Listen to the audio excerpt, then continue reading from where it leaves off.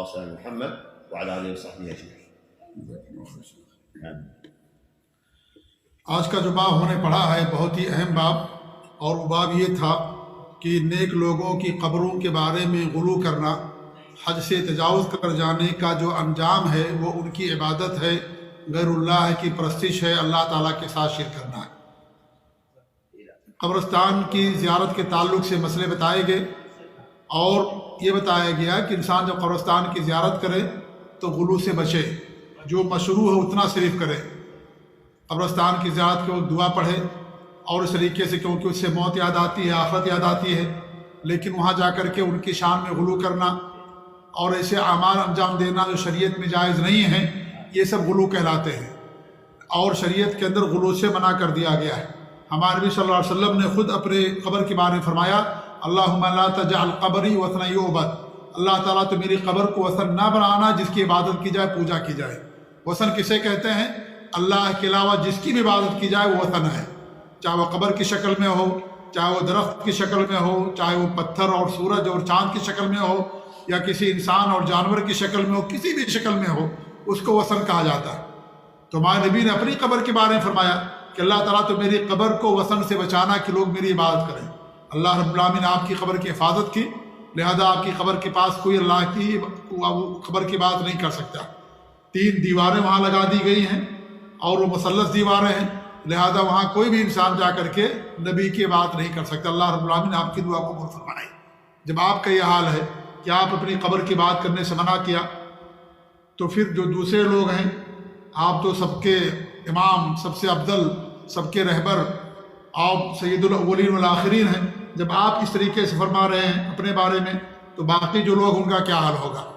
لہذا یہ جو ہے نیک لوگوں کی قبروں کے بارے میں غلو کرنا، حد سے تجاوز کر جانا، یہ شرک ہو جاتا ہے کبھی، اور کبھی شرک میں پڑنے کا ذریعہ اور سبب ہوتا ہے۔ اس طریقے سے اللہ نے فرمایا، افرائیتم اللات والعزیٰ، لات اور عزیٰ کو کیا تم نے دیکھا؟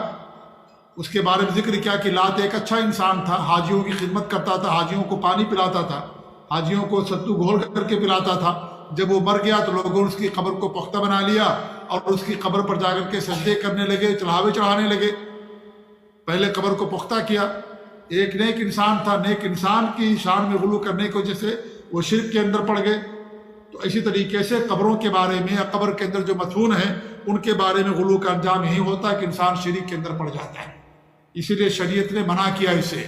آپ دیکھیں سب کی قبر برابر ہوتی ہے، نیک انسان ہو، بڑا ہو، چھوٹا ہو، بادشاہ ہو، غریب ہو، برا انسان ہو، نماز پڑھنے والا ہو، نماز نہ پڑھنے والا ہو، برا کام کرنے والا، جیسا بھی، سب کی قبریں دیکھے برابر ہوتی ہیں، ایک جیسی ہوتی ہے۔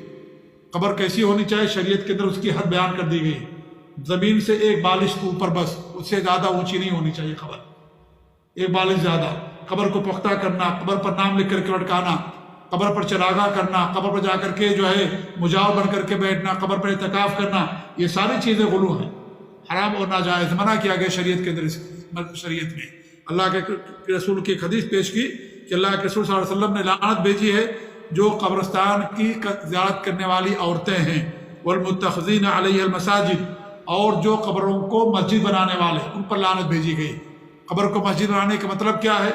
قبر پر جا کر کے سجدے کرنا، قبر کی طرف رک کر کے نماز پڑھنا، وہاں جا کر کے نماز پڑھنا، یا جو ہے قبر پر مسجد بنا دینا، مسجد کی عمارت تعمیر کر دینا، یہ ساری چیزیں قبر پر مسجد بنانے میں شامل ہیں۔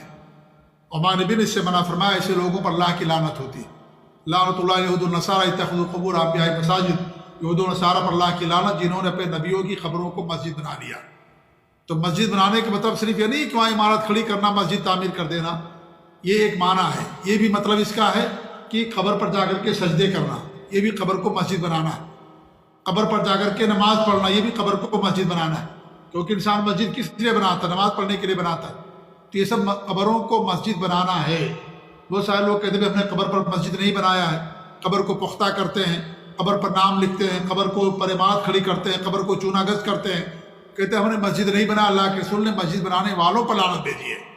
تو اس کا جواب میں دے رہا ہوں کہ قبر پر مسجد بنانے کا 3 معنی ہے۔ ایک معنی تو یہ کہ عمارت کھڑی کرنا، مسجد بنا دینا، ستون ہو، چھت ہو، دیوار ہو۔ نمبر 2 قبر پر جا کے سجدے کرنا۔ نمبر 3 قبر پر جا کر کے نماز پڑھنا۔ یا قبر کو سامنے رکھ کر کے نماز پڑھنا، یہ ساری چیزیں منع ہیں۔ یہ مسجد بنانے میں ساری چیزیں شامل ہیں۔ تو ہمارے نبی نے ایسے تمام لوگوں پر لعنت بھیجی ہے۔ وہ سورج اور جو چراغاں کرتے ہیں، دیکھیے ہمارے یہاں لوگ قبروں پر موم بتیاں جلاتے ہیں، چراغاں کرتے ہیں، قبر پر روشنی، گھر میں تاریکی، قبروں پر روشنی۔ قبر پر روشنی سے کیا فائدہ ہے؟ چراغاں کرنے سے کیا فائدہ؟ وہاں پر کوئی فائدہ نہیں۔ انسان قبر کے اندر مدفون ہے، اتنی مٹیاں وہاں پر کہ انسان کو دنیا کی کوئی روشنی وہاں نہیں جاتی ہے، تو وہاں چراغاں کرنے کی ضرورت کیا ہے؟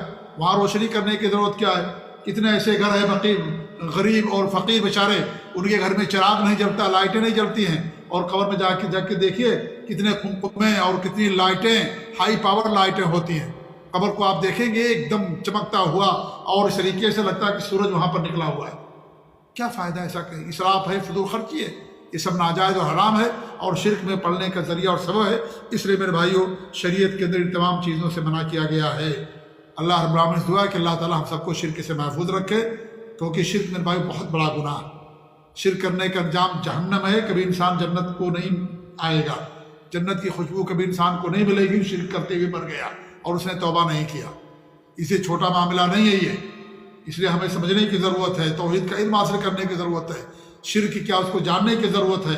ایسا نہ ہو کہ ہم شرک کر رہے ہیں اور سمجھ لو کہ ہم اللہ کی بات کر رہے ہیں، جیسے ہمارے یہاں کے لوگ ہیں، قبروں پر جاتے ہیں، طواف کرتے، سجدے کرتے، نذرانے پیش کرتے، چڑھاوے چڑھاتے، کہتے ہیں ہم اللہ کی بات کرتے۔ نہیں، اللہ کی نافرمانی ہے، شرک ہے، ساری چیزیں یہ سب بربادی ہے۔ آپ اسے عبادت سمجھے، کچھ بھی سمجھے۔ کتنے اللہ نے فرمایا قرآن کریم کے اندر، قُلْ هَلْ نُنَبِّئُكُم بِالْأَخْسَرِينَ أَعْمَالًا الَّذِينَ ضَلَّ سَعْيُهُمْ فِي الْحَيَاةِ الدُّنْيَا وَهُمْ يَحْسَبُونَ أَنَّهُمْ يُحْسِنُونَ صُنْعًا۔ کیا میں آپ کو بتاؤں کہ برے اعمال والے، خسارے والے کون لوگ ہیں؟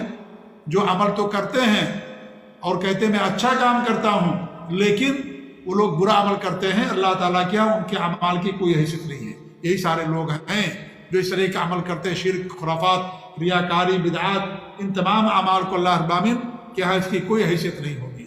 اس لیے اخلاص کے ساتھ ہم توحید پر قائم رہیں، اللہ تعالیٰ کے ساتھ شرک نہ کریں، اللہ کی خالص عبادت کریں، اپنے اعمال کو بدعات سے بچائیں، ریاکاری سے بچائیں، اپنے آپ کو شرک سے محفوظ رکھیں، کیونکہ شرک کینسر ہے، جو جسے کینسر جسم کو برباد کر دیتا ہے، ایسے شرک انسان کے سارے اعمال کو برباد کر دیتا ہے۔